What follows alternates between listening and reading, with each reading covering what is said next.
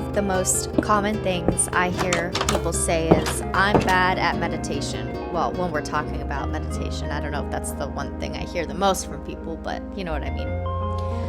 And I want to lovingly call that out. You are not bad at meditation. You're doing the most normal human thing imaginable. Your mind is wandering. And that's not a flaw, that's not a failure. That is the mind doing exactly what minds do. The problem isn't that you're bad at meditation. The problem is that most of us were taught the wrong definition of what meditation is supposed to be. We think meditation is success only when the mind goes quiet. We imagine it's a blank slate, a still lake, a perfectly calm, empty, peaceful mind. And then we sit down and 2 seconds go by and we're thinking about groceries and something embarrassing we said in 2017 and what we should have texted back and whether the dog needs to go out, and suddenly we're frustrated. And we interpret that frustration as proof. See, I can't do this. But that's like going to the gym, lifting a weight, and getting mad that it feels heavy. That's literally the point of the weight, is to feel heavy. What meditation actually is, it isn't the absence of thought. Meditation is the practice of noticing that you're thinking and coming back to that awareness. And that's literally it. It's the return. It's the moment you realize, oh, I drifted. And instead of judging yourself, you simply come back. Come back to the breath, to sensation, to sound, to the present moment. If your mind wandered 200 times and you returned 200 times, that was not a bad meditation session. That was honestly a deeply productive session. Because each return is a repetition. Each return is the rep. Each return is you strengthening the ability to be present. You're not failing at meditation when you wander, you're practicing. Meditation is not a personality trait. You're not either a meditation person or not a meditation person. Meditation is not a performance. Meditation isn't something you do to appear enlightened, calm, or spiritually superior. And meditation is not a mood hack. Sometimes meditation makes you feel peaceful.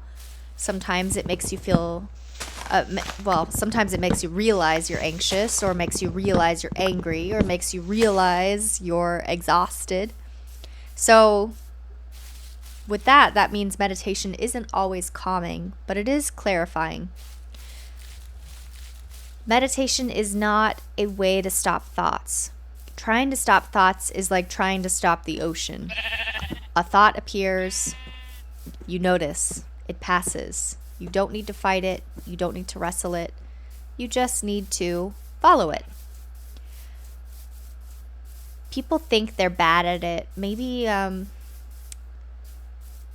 because most people think that meditation is about emptying the mind. So they sit down, the mind goes, the mind does what it does, and they assume they're doing it wrong. But the wandering mind isn't the enemy. The only mistake is forgetting that you wandered and staying lost in the story for 10 minutes without noticing. And even then, the moment you notice, you're back again. So the noticing itself is the win. The moment of, oh, I'm thinking, that's awareness, that's waking up.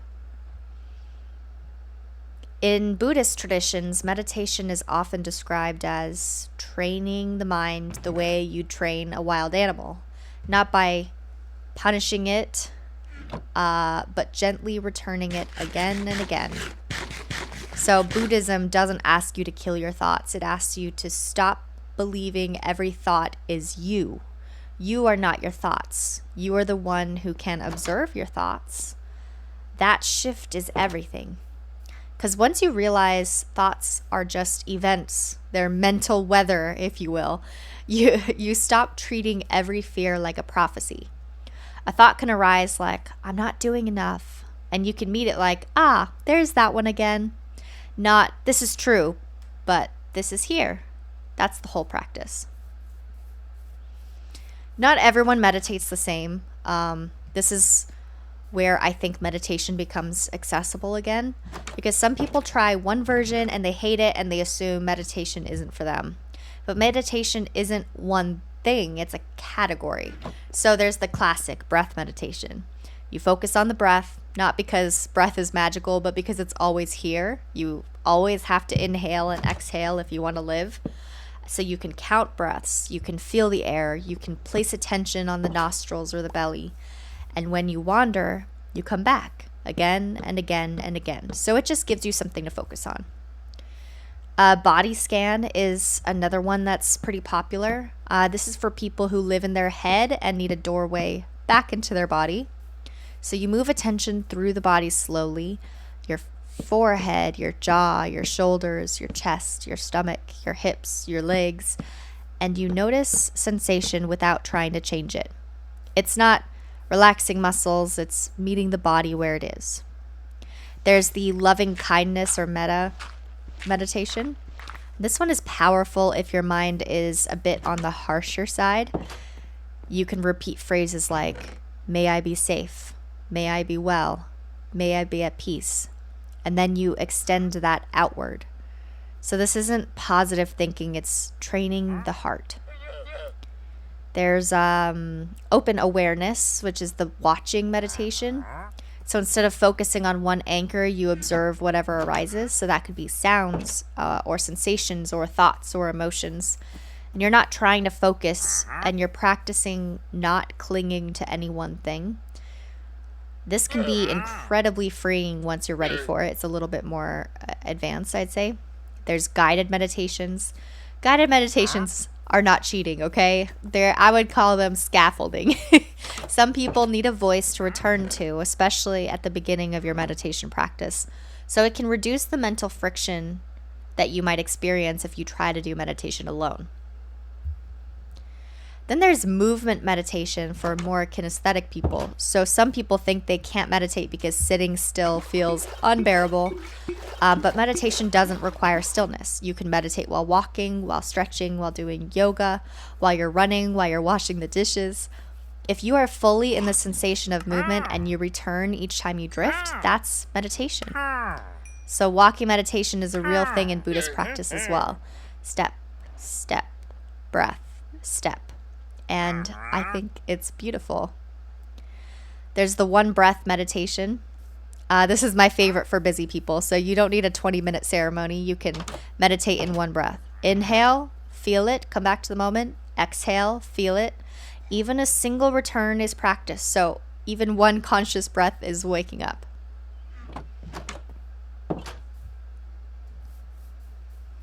And you can pick and choose different styles that fit you. Meditation is not a marriage, it's a toolkit. So you can use whatever works for you in any moment. If you are an overthinker, maybe a body scan or movement could be helpful. If you're anxious, breath counting or a guided meditation. If you're self-critical, loving kindness meditation would be good. If you feel numb or disassociated, there's sensory grounding. And if you're curious and ready, there's the open awareness. So meditation isn't to become a person who never gets distracted. It's to become a person who notices sooner that you're spiraling, sooner that you're reacting, sooner that you're trapped in a story.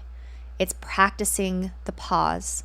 It's building that split second of choice, the moment where you can go, oh, I'm anxious, I'm angry, I'm catastrophizing. And because you can see it, you can respond instead of react. And I think that's why it matters. Not because it makes you calm on a cushion, but because it makes you freer in life. So, if you think you're bad at meditation, I want you to remember this. The wandering is not the problem. The return is the practice. So every time you come back, you are doing it. And if you return once, you can return again. And slowly, you stop living at the mercy of your mind. Not because your mind becomes quiet, but because you stop confusing noise for truth. And there you have it. That's all I have to say at the moment about meditation.